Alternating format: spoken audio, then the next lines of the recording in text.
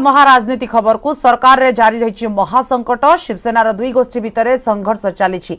आज पुणी शक्ति प्रदर्शन करेंगे विद्रोही नेता एकनाथ शिंदे। गुवाहाटी रे विधायकों बैठक डाकी आगामी कार्यपंथा नहीं आलोचना हेब।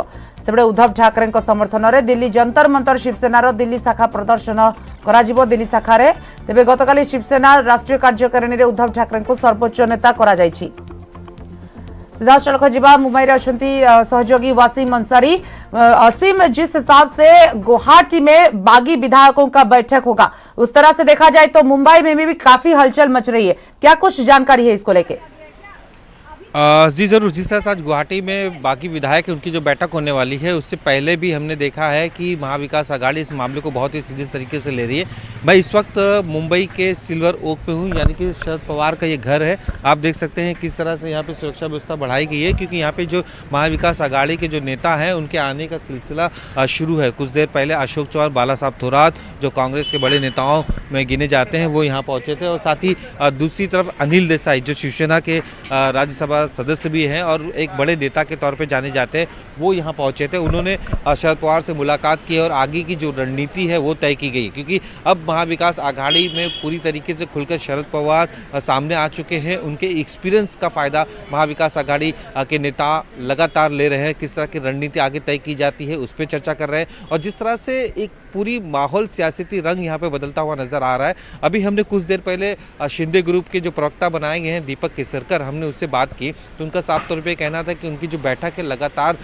चल रही है और उसके बाद जो दूसरी रणनीतियां हैं वो तय की जा रही है। लेकिन सबसे पहला उनका फोकस ये है कि जो 16 विधायक हैं उनको जो नोटिस दी गई है विधान भवन के उपाध्यक्ष की तरफ से, ये कहीं ना कहीं जायज़ नहीं। तो उनका साफ तौर पर यह कहना था कि ये जो 2 दिन का वक्त मांगा है, हम भी अपने हिसाब से कानूनी लड़ाई लड़ते हुए इसे वक्त को 7 दिन करेंगे, 7 दिन का वक्त मांगेंगे, जिसके लिए उनकी एक जो वकील की टीम है वो विधान भवन जाएगी और बाकायदा इस मामले में अपनी जो भूमिका है वो साफ करेगी। तो जिस तरह से सरकार की तरफ से या फिर शिवसेना की तरफ से जो उनके ऊपर जो आरोप लग रहे हैं, उन आरोपों को भी कहीं ना कहीं खंडन करने की कोशिश की जा रही है। साथ ही ये बताने की कोशिश की जा रही है कि यही असली शिवसेना है, क्योंकि 2/3 से ज़्यादा जो मेजोरिटी है वो उनके पास है। जब हमने उनसे ये भी सवाल किया कि आज राज्यपाल डिस्चार्ज होने वाले हैं, क्या उसे लेकर भी किसी तरह की भूमिका उनकी साफ तौर पे दिखाई दे रही है, तो उनका साफ तौर पे ये भी कहना था कि अभी जो आगे की रणनीति है वो एकनाथ शिंदे जी, जिनको ग्रुप लीडर बनाया गया है, वो आखिरी फैसला लेंगे। दोनों ही तरफ से हलचल तेज हो गई है, क्योंकि अब ये पूरी कहानी है पिछले 6 दिनों से लगातार दोनों ही तरफ से आरोप प्रत्यारोप शुरू है। एक तरफ शिवसेना की तरफ से प्रेशर बनाया जा रहा है विधायकों पे, दूसरी तरफ ये भी कहा जा रहा है कि इस प्रेशर का कोई ना कोई असर होगा। इस पर भी उनका साफ तौर पे ये कहना था कि जो विधायकों पे प्रेशर बनाया जा रहा है वो गलत है, संविधान के खिलाफ है, और जो आप भी यहाँ पर आए हैं वो अपने मर्जी से यहाँ पर आए हैं। तो हमारे पास मेजोरिटी है, आगे की हम रणनीति तय करेंगे। दोनों तरफ से इस बात को लेकर भी बयानबाजी चल रही है। आगे क्या होगा वो फिलहाल तो देखने वाली बात होगी। दोनों तरफ से दावे किए जा रहे हैं। एक तरफ से ये बताने की कोशिश की जा रही है शिवसेना की कि जो 16 विधायक है वो उन्हें निलंबित किया जाए, क्योंकि उन्होंने नियम तोड़े हैं और साथ ही पार्टी के जो लाइन्स है वो तोड़े हैं। तो इन सारी चीज़ों को लेकर अब आगे की रणनीति शिंदे ग्रुप किस तरह से तय करता है, ये दोपहर की जो बैठक होगी उसके बाद साफ होगा। जी। दूसरी तरफ वसीम, अब देखिए शिवसेना की तरफ से बाला साहेब की लिगासी और शिवसेना का पूरा दायित्व उद्धव ठाकरे के जी के ऊपर दिया गया है और ये पूरा बैठक में पूरा निष्कर्ष निकला है। दूसरी तरफ आप देखिए जो फडणवीस के साथ जो शिंदे जी बैठक किए हैं, ये सब बीच में क्या कुछ अभी राजनीतिक दिग, अगर देखा जाए राजनीतिक इशारा क्या कुछ बयान कर रही है, क्या आगे हो सकता है इसको लेके? देखिए, जिस तरह कार्यकारिणी की बैठक हुई उसमें शिवसेना के जो बड़े नेता हैं उन्होंने इस बात पे ज़्यादा जोर दिया है कि किस तरह से आगे की रणनीति तय करना है। और साथ ही उसमें कई मेन पॉइंट्स थे जो उन्होंने प्रस्ताव पास किया। सबसे पहले कि जो हक है, जो पार्टी का किसी भी तरह का बड़ा निर्णय लेने का, वो पार्टी प्रमुख होगा, इस तरह का उन्होंने आदेश दिया जो उद्धव ठाकरे हैं। साथ ही जिस तरह से उन्होंने इस बात पे भी जोर दिया कि बाला साहब ठाकरे या शिवसेना, ये 2 नाम इस्तेमाल नहीं कर सकते हैं कोई भी, इसे लेकर प्रस्ताव पास किया। इस तरह की चीज़ों का अगर कोई इस्तेमाल करता है तो उस पर कार्रवाई होगी, इस तरह की उन्होंने प्रस्ताव पास किए।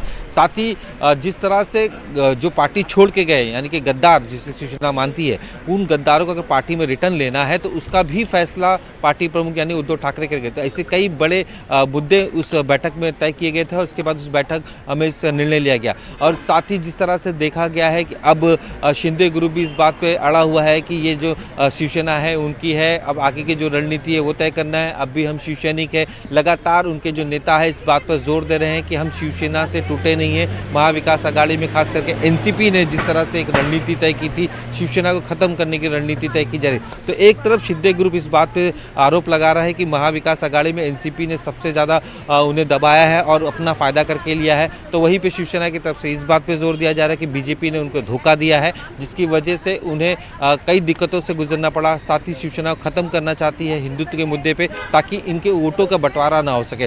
तो कई मुद्दे हैं, एक तरफ शिवसेना आक्रामक भूमिका पे है, जमीनी लड़ाई लड़ने की तैयारियां कर चुकी है, उनके जो शिवसैनिक है वो रास्ते पे भी नतीजा उतर रहे हैं, क्या कई जगह निकलेगा पे वासिम, इसको लेके क्या कुछ चर्चा चल रही है महाराष्ट्र में? देखिए, अभी ये कहना जल्दबाजी होगा कि किसकी सरकार बनेगी और क्या नतीजा बनेगा, क्योंकि देखा गया है कि अब ये सबसे सोचने वाली बात है कि 30 से 40 से ज़्यादा विधायकों का दावा शिंदे ग्रुप कर रहा है कि उनके साथ है। लेकिन सबसे अहम सवाल कि अभी मैं सिर्फ 16 ही विधायकों को क्यों नोटिस भेजा गया, बाकी विधायकों को क्यों नोटिस नहीं दिया गया? क्या ये प्रेशर टैक्टिक्स है, क्या रणनीति है शिवसेना की? वो चाहते हैं कि उनको उम्मीद है, जिस तरह से संजय राउत ये दावा कर रहे हैं कि 10 से भी ज़्यादा विधायक उनके संपर्क में हैं, लगातार उनसे संपर्क कर रहे हैं, इस तरह की बात है। तो क्या फ्लोर टेस्टिंग में ये जो शिवसैनिक है वो कहीं ना कहीं शिवसेना के साथ जाएंगे, जो विधायक बागी विधायक है, इस तरह की रणनीति? तो किसी भी हाल में महाविकास आघाड़ी ये चाहती है कि उनके जो नेता है ये सारे चाहते हैं कि जो बाकी विधायक इनसे पार्टी छोड़कर गए हैं फ्लोर टेस्टिंग तक आए। अगर फ्लोर टेस्टिंग में आते हैं तो हम मेजॉरिटी दिखा लेंगे, इस तरह का दावा उनका साफ तौर पे, कोशिश भी उनकी इसी तरफ से चल रही। इस पूरे मामले में जिस तरह से आपने कहा कि ये जो खबरें आ रही हैं, वासिम, हम कह सकते हैं ये जो राजनीतिक हलचल है महाराष्ट्र में ये आगे भी कुछ दिन चलेगा और सत्ता शायद मिल सकती है या फिर परिवर्तन हो सकता है, ये कुछ भी अभी से कहना मुश्किल होगा। बहुत बहुत धन्यवाद अभी की जानकारी के लिए आपको।